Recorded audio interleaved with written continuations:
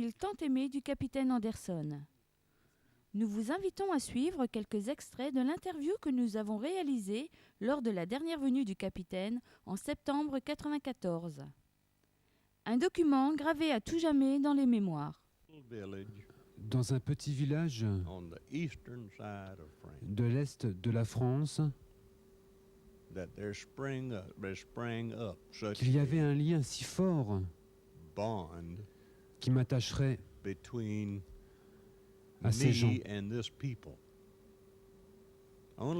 Je n'en connaissais que quelques-uns.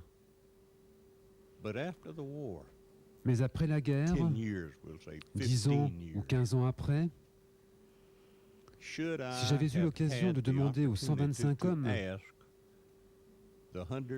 qui étaient ici avec moi, si vous pourriez retourner en France, où aimeriez-vous aller? Sans exception, je pense que tous auraient répondu Romba. Nous avions dans chaque unité de l'armée un drapeau individuel qui était notre étendard. Un étendard qui servait d'ordinaire de guide et qui nous montrait où aller.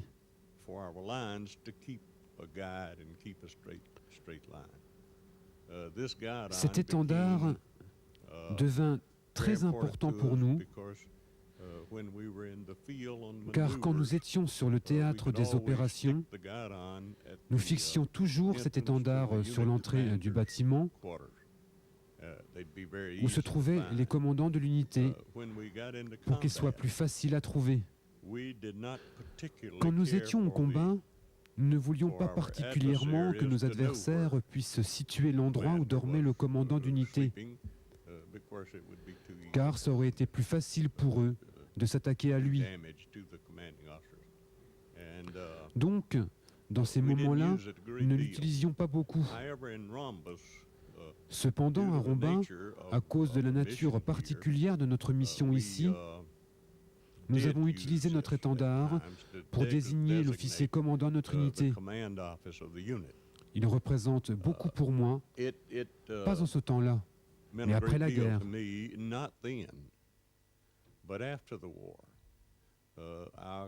J'avais bien sûr l'étendard de mon unité, et je l'ai gardé pendant 50 ans. Il n'a jamais été lavé, il n'a jamais été recousu, il n'a jamais été réparé. Je l'ai gardé très précieusement, comme un souvenir durable de la guerre. C'est mon plus précieux souvenir de cette époque. Mais j'ai pensé que tout l'attachement que je portais à ce drapeau et aux gens de Romba, il serait encore plus grand et plus exemplaire si moi, en remerciement de l'honneur que vous m'avez fait, je rapportais à la ville de Romba ce drapeau qui a flotté à Romba pendant les combats et que par tous les moyens, Madame Janine Blazik, Miss Rouge à Lèvres, a essayé très très fort de me subtiliser et que je n'ai jamais laissé faire. Voici donc la raison pour laquelle j'ai ramené ce drapeau. Et voilà aussi pourquoi j'ai tout spécialement mentionné le nom de cette dame sur ce souvenir, parce que j'aime tant ma Miss Rouge à Lèvres que je voulais que son nom soit associé avec ce drapeau qui sera exposé dans votre hôtel de ville. Laissez-moi revenir juste un moment sur mes premières impressions de Romba et vous raconter mon deuxième grand souvenir de Romba qui a un rapport avec le surnom qui me colle à la peau depuis 50 ans. Quand nous avons eu fini de mettre en place ce gros, très gros canon à côté des installations sidérurgiques, je vis cette petite gamine, cette toute petite fille venir à moi et je lui ai donné du chewing-gum. Et elle m'a dit, ouh, capitaine Chewing-Gum. Et cette petite fille a pris l'habitude de venir chaque jour. Elle voulait paraître jolie et attirante, alors elle allait farfouiller dans le rouge à lèvres de sa mère, et elle arrivait avec du rouge à lèvres étalé, barbouillé, mais elle était très mignonne. Et j'ai commencé à l'appeler Miss Rouge à lèvres. Et il s'est établi entre nous une grande affection. Et cette affection est constamment restée en moi, et il y est encore. Pour terminer, si vous aviez un moment fort qui vous est arrivé, un seul moment, ça serait lequel? Un moment fort. Il y en a tellement.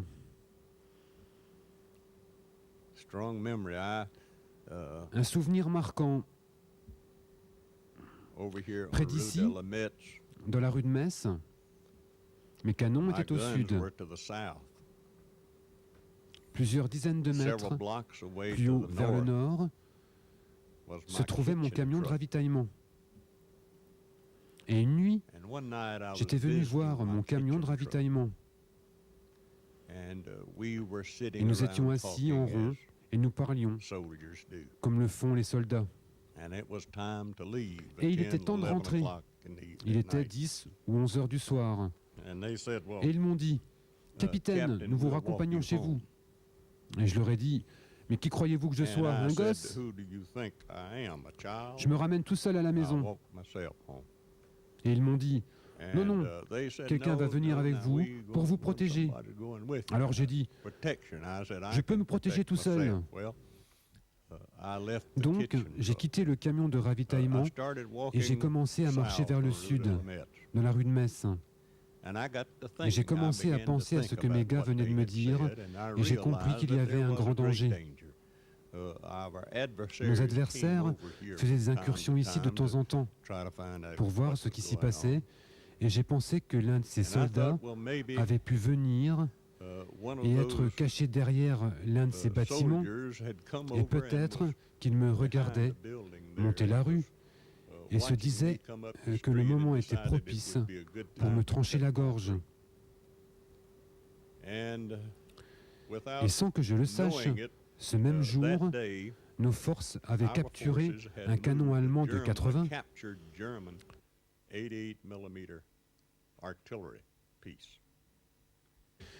Et alors que je marchais au milieu de la route, ils ont tiré avec le canon. Et cela m'a effrayé à un point tel que j'ai jailli de dessous mon casque et j'ai couru jusqu'à un bâtiment et je me suis couché là, aussi plat que possible. Et de là, je pouvais voir la forme de mon casque qui était resté au milieu de la rue. Et quand j'ai réalisé ce qui s'était passé,